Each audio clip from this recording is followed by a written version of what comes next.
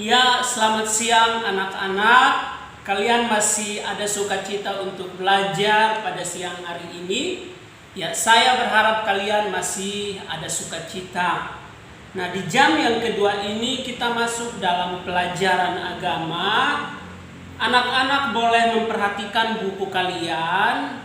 Silahkan lihat di bab yang ketiga.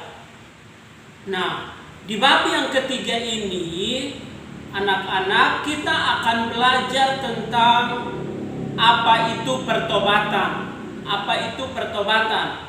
Untuk lebih jelasnya ada ayat-ayat yang kalian bisa baca di Yosua 23 sampai 24, 1 Samuel pasal 1 sampai pasal 4, Daniel pasal 6, Mazmur 51, Galatia 15 ayat 18 sampai 24, Filipi 3 ayat 1 sampai 16, dan 1 Timotius pasal 4. Ayat-ayat itu menjelaskan tentang pertobatan atau bertobat. Nah, apa itu bertobat anak-anak? Ada yang tahu? Ya, bertobat itu kita harus memperhatikan sebelum kita lebih jauh membahas tentang pertobatan. Kita harus tahu dulu apa itu bertobat. Bertobat itu dalam Alkitab disampaikan dalam dua bahasa yang digunakan oleh Alkitab. Yang pertama adalah di dalam Perjanjian Lama memakai bahasa Ibrani menjelaskan tentang bertobat ini dari kata syu. Kata syu ini dapat diartikan sebagai berputar, berbalik, kembali, berbalik dari dosa dan kembali kepada Allah.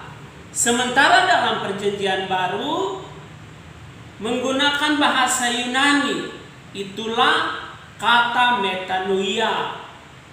Kata ini dapat diartikan sebagai perubahan hati, berbalik dari dosa dan kembali kepada Allah.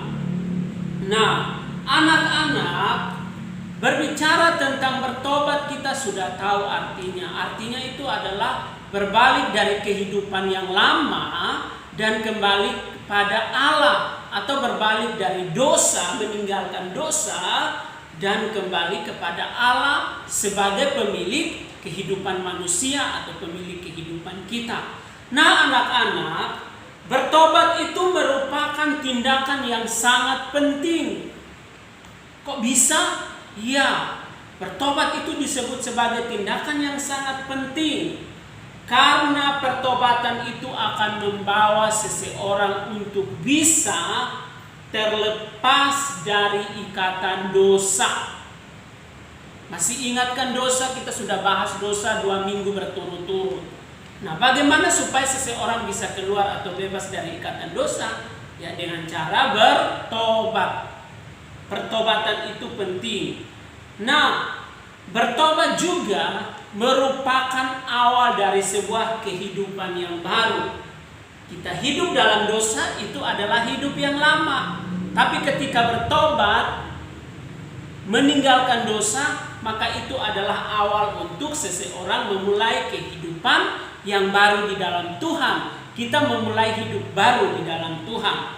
Nah, pertobatan ini perlu kalian garis bawahi bahwa merupakan syarat yang paling penting atau syarat yang paling mutlak untuk seseorang dapat menerima keselamatan dari Allah.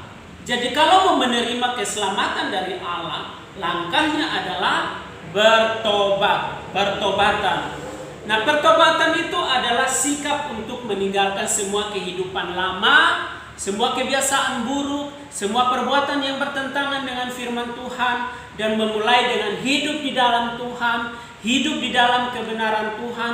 Pikirannya tidak lagi fokus kepada dosa, hatinya tidak lagi condong kepada dosa, tapi pikiran, hati, mata, telinga, seluruh aspek hidupnya fokus kepada Allah, tapi juga terus hidup di dalam kebenaran, di dalam Kristus Yesus.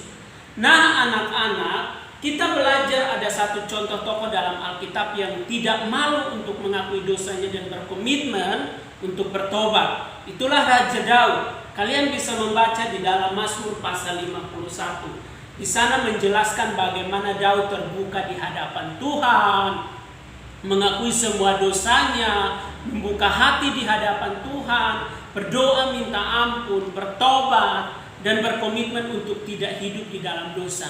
Dan apa yang terjadi dengan kehidupan Daud selanjutnya setelah dia bertobat? Hidupnya dipulihkan, diberkati, hidupnya menjadi berkat, hidupnya memuliakan Tuhan. Nah anak-anak, lalu apa syaratnya untuk kita dapat menerima anugerah keselamatan dari Allah? Syaratnya apa? Syaratnya cuma satu, itulah bertobat. Bertobat, percaya dan menerima Tuhan Yesus sebagai Tuhan dan Juru Selamat dalam hati. Maka kita akan menerima anugerah keselamatan. Tidak ada syarat lain. Syaratnya bukan karena kita rajin ke gereja. Syaratnya bukan karena kita rajin baca firman Tuhan. Syaratnya bukan karena rajin berdoa. Syaratnya bukan karena kita rajin berbuat baik. Bukan syaratnya itu.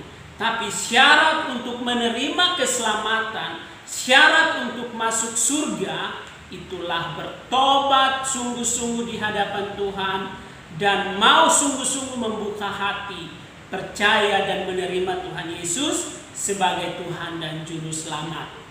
Ini materi yang saya sampaikan pada siang hari ini. Kalian bisa membaca ulang di buku kalian bab 3 bagian A dan B. Coba kalian membacanya lagi untuk kalian semakin mengerti.